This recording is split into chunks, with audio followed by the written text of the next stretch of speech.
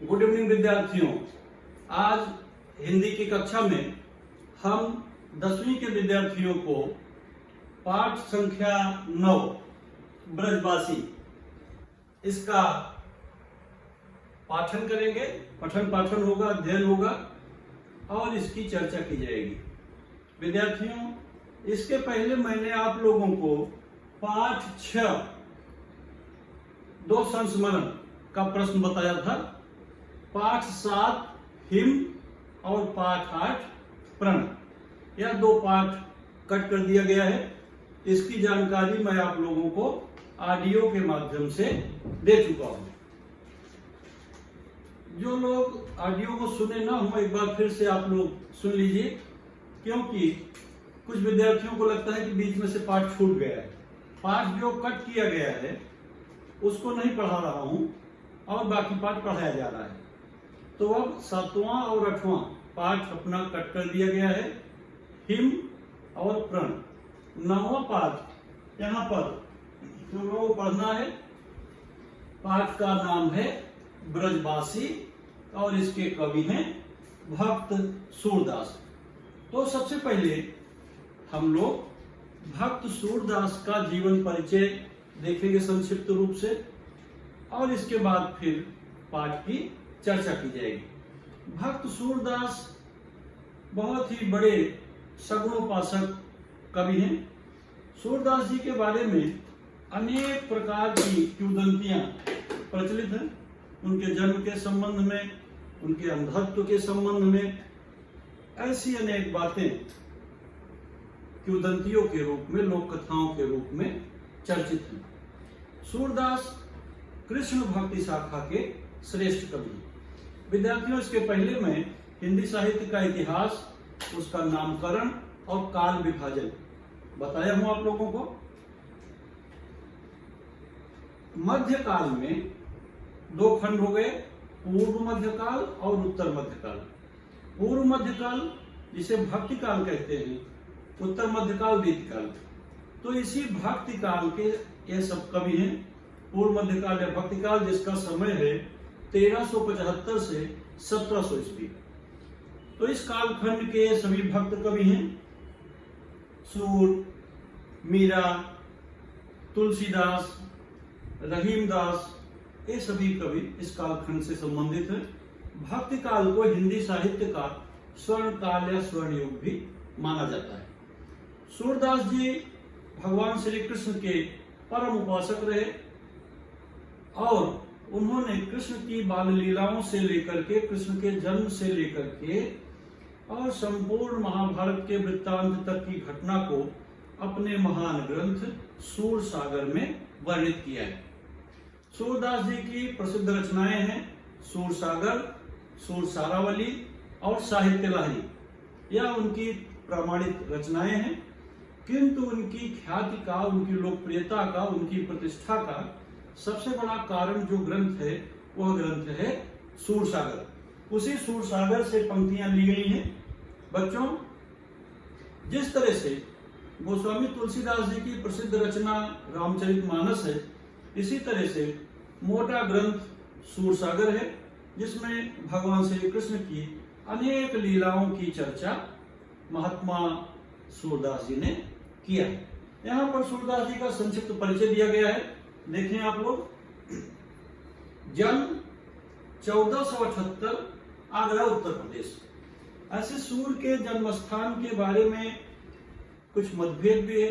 कुछ लोग आगरा से मथुरा जाने वाली सड़क पर रुनकता नामक ग्राम में सूर का जन्म स्थान मानते हैं। मृत्यु 1580 ईस्वी।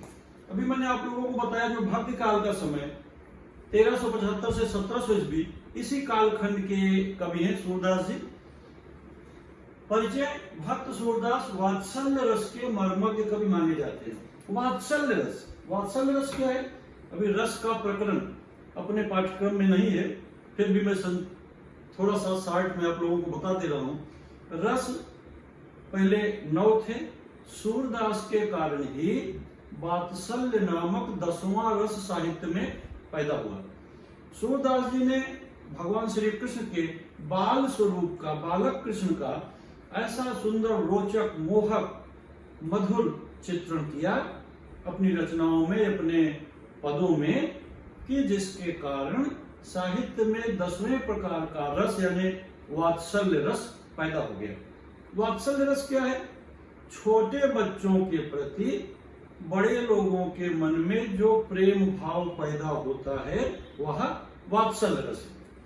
तो सूरदास जी वात्सल्य रस के न कि मर्मज्ञ माने जाते हैं, बल्कि वात्सल्य रस के जन्मदाता भी सूरदास जी।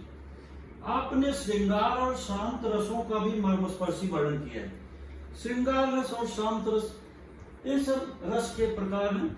रस क्या है? रसते की रसा अथवा रस आनंद, जैसे साहित्य का रस है साहित्यानंद, इसे ब्रह्मानंद सहोदर भी कहा गया है। श्रृंगार रस की चर्चा हुई। श्रृंगार रस क्या है? बड़े लोगों के मन में परस्पर विरोधी विषमलिंगी के मन में एक दूसरे के प्रति जो प्रेम भाव पैदा होता है वह श्रृंगार रस है। सूर ने राधा और कृष्ण का वर्णन किया, श्रृंगार रस, कृष्ण का वात्सल्य रस के रूप में चित्रण किया। तो इस तरह से सूर ने अनेक रसों की भी चर्चा किया है। आप हिंदी भाषा के सूर्य कहे जाते हैं। एक कवि ने कहा, सूर सूर्य तुलसी शशि उडगन के सौदास, अब के कवि खद्योत समझता करत प्रकाश। सूर सूर्य के समान प्रकाश पुंज है साहित्य जगत में। आपको भाषा के सूर्य के रूप में माना जाता है। आपका काव्य सृजन ब्रज भाषा में हुआ। ब्रज भाषा हिंदी की एक सहायक उपभाषा है विद्यार्थियों। हिंदी हमारी कई उपभाषाओं और बोलियों से बनी हुई है। भाषा का विकास की प्रक्रिया में इस प्रश्न को मैं फिर कभी बताऊंगा। ब्रज भाषा मथुरा वृंदावन के आसपास के क्षेत्रों में बोली जाने वाली जो भाषा है, यह हिंदी की एक उपभाषा थी। बाद में धीरे धीरे भाषा का रूप ले लिया और अब हमारी हिंदी जो राष्ट्रभाषा हिंदी है, इसमें अवधी, ब्रज भाषा, भोजपुरी, मैथिली हिंदी जैसी अनेक उपभाषाओं और बोलियों का मिश्रण है। तो सूरदास जी ब्रज भाषा से संबद्ध है। आपने ब्रज भाषा के माध्यम से अपनी रचनाएं लिखी हैं। आपके पदों में गेयता है। गेयता यानी जिसे गाकर प्रस्तुत किया जा सकता है। आपके भ्रमर गीत में सगुण और निर्गुण का उत्तम विवेचन हुआ है। सगुण और निर्गुण, सगुण ब्रह्म, निर्गुण ब्रह्म। भक्ति की जो है, भक्ति काल की दो शाखाएं हो गई। एक शाखा हो गई सगुण ब्रह्म धारा, दूसरी निर्गुण ब्रह्म धारा। सगुण ब्रह्म शाखा, निर्गुण ब्रह्म शाखा। निर्गुण ब्रह्म के परम उपासक संत कबीर थे। कबीर का पाठ भी अपने पाठ्यक्रम में नहीं है। सगुण भक्ति धारा की दो शाखाएं हो गई, राम भक्ति शाखा और कृष्ण भक्ति शाखा। तो राम भक्ति शाखा के श्रेष्ठ कवि गोस्वामी तुलसीदास जी हैं। इसी तरह कृष्ण भक्ति शाखा के श्रेष्ठ कवि महात्मा सूरदास जी। तो यहाँ पर सगुण निर्गुण का विवेचन किया। सगुण और निर्गुण का उत्तम अपने विवेचन हुआ है। उसमें वियोग एवं प्रकृति सौंदर्य का सूक्ष्म और सजीव वर्णन किया गया है। प्रकृति चित्रण भी सूरदास जी ने खूब किया है। ऊधो मोहि ब्रज बिसरत नाही, वृंदावन गोकुल वन उपवन सघन कुंज की छाई, ऊधो मोहि ब्रज बिसरत नाही। इस तरह प्रकृति का वर्णन किया है। सूर सागर, सूर सारावली और साहित्य लहरी, नल दमयंती, ये प्रसिद्ध रचनाएं हैं सूर की। यहाँ पर जो पद्य संबंधी बातें दी गई हैं, भक्त सूरदास ने इन पदों में उस समय का वर्णन किया है जब श्री कृष्ण गोकुल से मथुरा चले गए। भगवान श्री कृष्ण अपने मामा कंस के बुलावे पर गोकुल से मथुरा चले जाते हैं। गोकुलवासी कृष्ण के वियोग से व्यथित हो जाते हैं। प्रथम 3 पदों में आपने माता यशोदा एवं गोपियों के श्री कृष्ण के प्रति प्रेम एवं उनकी अनुपस्थिति में उनके दुख को दर्शाया है। माता यशोदा और गोपियों का श्री कृष्ण के प्रति प्रेम। ऐसे विद्यार्थियों, आप सबको पता है कि भगवान श्री कृष्ण के असली माता पिता वसुदेव और देवकी थे, किंतु उनका पालन पोषण करने के कारण नंद बाबा और यशोदा भी उनके माता पिता के रूप में जाने जाते हैं और माने जाते हैं। किंतु उनके असली माता पिता जो हैं वसुदेव और देवकी थे। जेल खाने में, बंदी गृह में उनका जन्म हुआ और फिर अभी कृष्ण जन्माष्टमी मनाई गई। उस घटना से आप लोग परिचित हो, वह कथा आप सभी लोग थोड़ा बहुत जानते हो।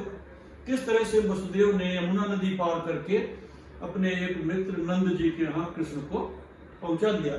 वहां नंद बाबा और यशोदा मैया ने भगवान कृष्ण का पालन पोषण किया, बड़ा किया, जिसके कारण वह भी कृष्ण के माता पिता कहलाए। तो माता यशोदा एवं गोपियों के कृष्ण के प्रति प्रेम एवं उनकी अनुपस्थिति में उनका दुख।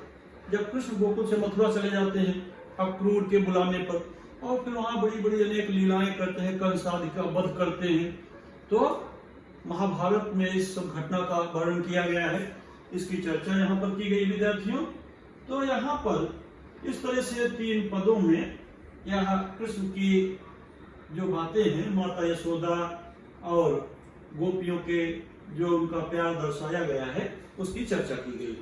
मैं अब इस जो पद दिए गए हैं इनका एक बार वाचन करता हूं, आप लोग सुनिए, और फिर इसके बाद मैं कविता का अर्थ बताऊंगा।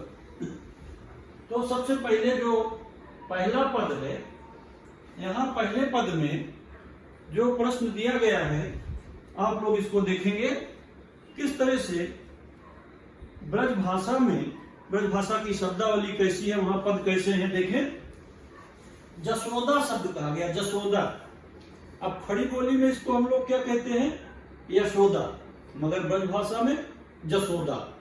बार बार यूं भाखे, शब्दों पर आप ध्यान देंगे, बुलायो, मेलो, अंकम लाऊं, खेलो, ये ब्रज भाषा के शब्द हैं।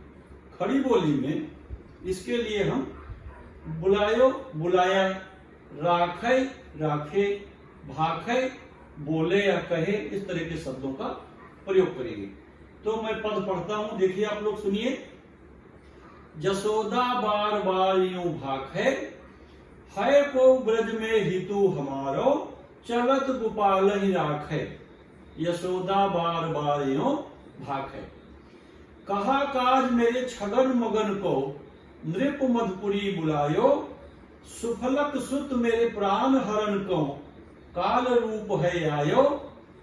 बर यह गोधन हरो कंस सब, मोहि बंद लय मेलो, इतनोई सुख कमल नयन मेरी अखियन वागे खेलो।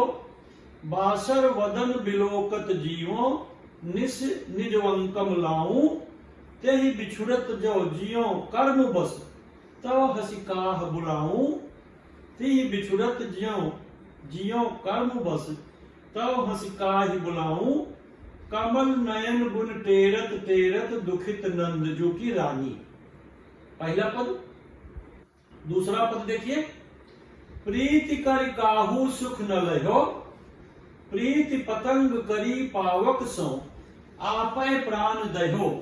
अनिसुत प्रीति करी जलसुत सो, संपुट माझ गहो। सारंग प्रीति करी जुनाद सो, सन्मुख बान सहो। हम जो प्रीति करी माधव सो, चलत न कछु कहो। सूरदास प्रभु बिन दुख पावत, नयनन नीर बहो। प्रीति कर काहू सुख न लहो। अगला पद देखिए, तीसरा पद। अति मलिन वृषभानु कुमारी, हरि समजल भीजव उर्वंचल, तेहि लालच न धुआवत सारी। अधमुख रहत यनत नहीं चितवती, ज्यों गतहारे थकित जुआरी। छूटे चिकुर बदन कुमिलाने, ज्यों नलिनी हिमकर की मारी। अति मलिन वृषभानु कुमारी। और अगला पद देखें, लास्ट का। कहां लो कहिए ब्रज की बात, ब्रज की बातें कहां तक कही जाए। सुनो श्याम तुम बिन उन लोगन, जैसे दिवस बिहार। गोपी ग्वाल गाय गोसुत सब, मलिन बदन कृषगात। कहां लो कहिए ब्रज की बात, परम दीन जन शिशिर हेम हत।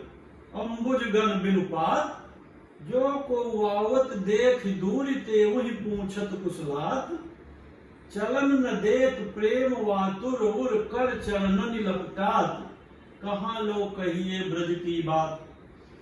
पिक चातक वन बसत न पावत, वायस बलि नहीं खात, सूर श्याम संदेशन के डर पथिक न वही मग जात, कहाँ लो कहिए ब्रज की बात।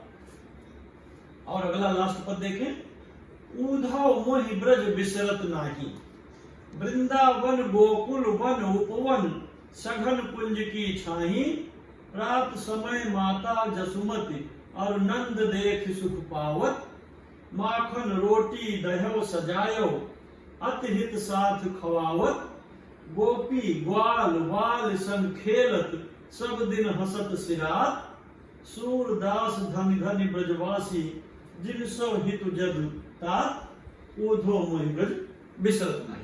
ये पद सब सूरसागर से लिए गए हैं। भक्त सूरदास की भाषा थोड़ी कठिन है, क्लिष्ट शब्दावली का प्रयोग किया है विद्यार्थियों। तो सबसे पहले तो जो ब्रज भाषा है उसका वाचन कैसे किया जाएगा, उसको आप कैसे पढ़ेंगे, इसके लिए मैं पढ़ करके आप लोगों को बताया। इसको पढ़ने में आप लोगों को थोड़ा अड़चन भी हो सकती है, अलग प्रकार के शब्द हैं, पढ़ने का अभ्यास करिए, एक दो बार पढ़िए सब लोग। अब मैं अगले वीडियो में पाठ से संबंधित जो इसके अर्थ हैं, भावार्थ हैं, उसकी चर्चा करूंगा। धन्यवाद।